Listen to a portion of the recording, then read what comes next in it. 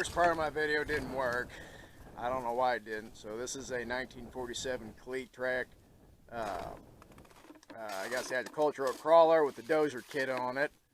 You can see the blade is extremely long for such a small machine, and the PTO and everything is right there. It's got a front PTO driven shaft on it for the hydraulic pump. And that's a brand new, it doesn't look like it, it's a brand new exhaust manifold and a custom 3-inch pipe that's on it. So it's 7 degrees right now, and with a wind chill it feels like -9. And I haven't started this in about 2.5 weeks, but I edited the timing, I did everything just about right for it. So let's see if this starts up. Got a fuel shut off right here. It's carbureted, obviously. I'm thinking about putting a turbo on this, but a small one, and only run 3 psi through it. So alright, here we go. Let's see if it starts up real quick. Alright.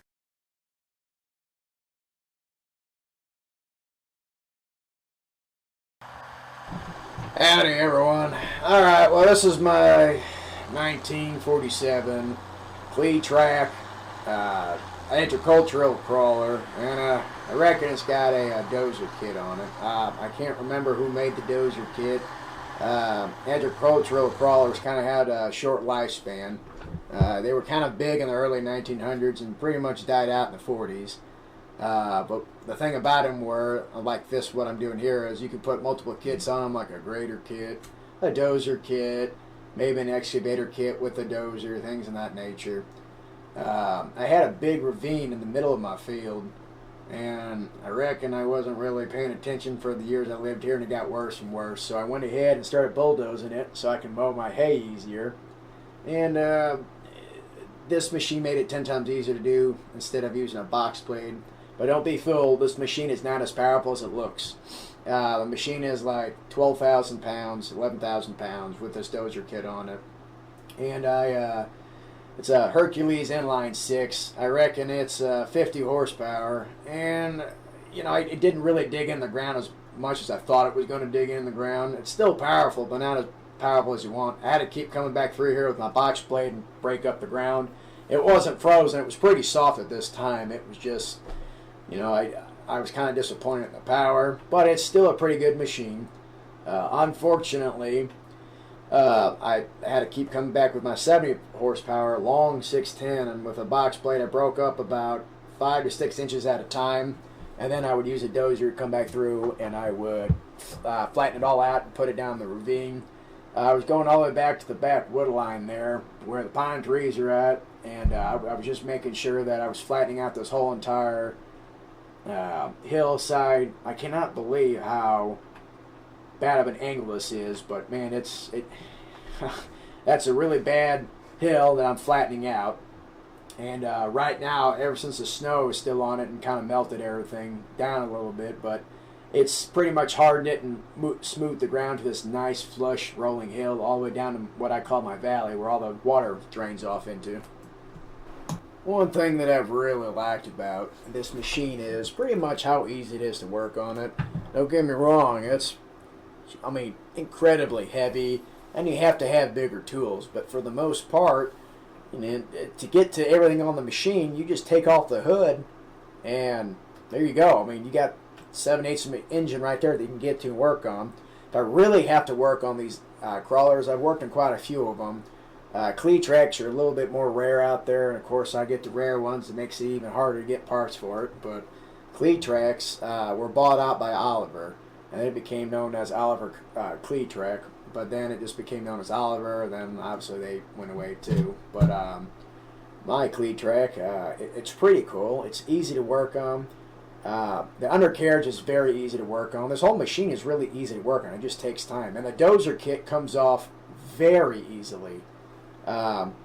Really, it's just 2 pins on the top lifting arms, and you got to get the 2 bolts on both sides of the, I guess, what do they call that?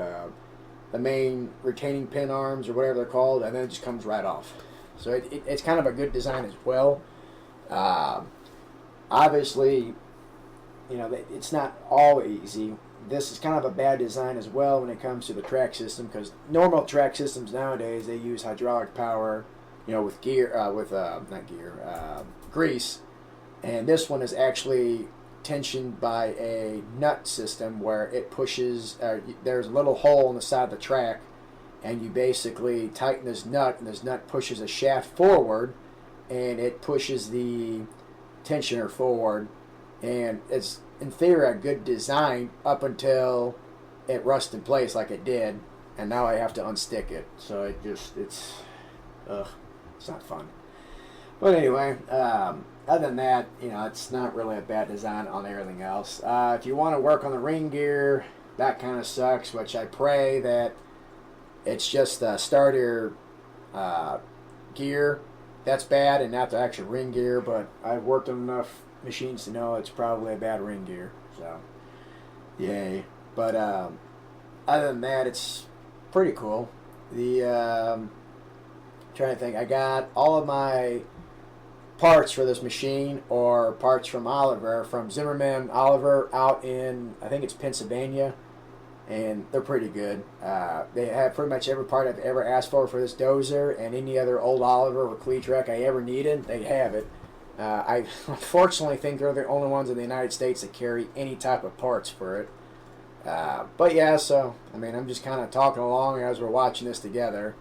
But yeah, I will say this thing is a death trap. Everybody that knows me knows either I go full speed into things or I kind of baby everything. And this thing has definitely made me respect track vehicles more. It has catapulted me twice, and if it wasn't for my incredible leg strength, I would have flown out of that thing. So it's dangerous, and I can understand why they kind of got rid of this design, because the amount of fatalities that happened because of him. But other than that, I can't really complain about too many. The seat is incredibly comfy that they put on it. I'm going to probably wind up putting a nice light for the back end of it, because it originally had a backlight, work light, and I'm going to put the original gauge lights back on. But yeah, it's a pretty simple machine. There's nothing really that can go wrong with it. So other than that, I'm glad that you've been along for the video this long, and this is pretty much what I do on my days that I'm not working at work. Is I'm doing this. I'm heavy equipment operating and fix my farm to be a little bit better every day.